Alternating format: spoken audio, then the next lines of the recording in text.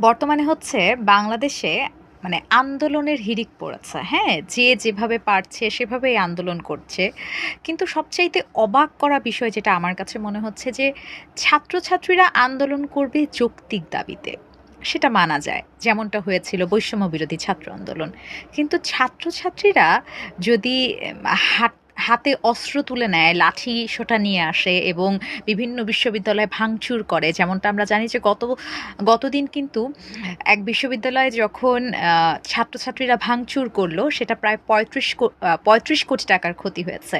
তো ছাত্রছাত্রীরা যদি অনৈতিকভাবে আসলে এরকম আন্দোলন করে, এই ব্যাপারটা আসলে যৌক্তিক তো না, তাই না? এটলিস্ট বাংলাদেশের ভবিষ্যৎ যদি এমন হয়ে যায়, তাহলে কি হলো? তাহলে এই বৈষম্য বিরোধী আন্দোলন বা কেন করলাম আমরা? এটাই হচ্ছে আমার প্রশ্ন। আমরা খেয়াল করব যখন আমাদের বৈষম্য বিরোধী ছাত্র আন্দোলন ৫ই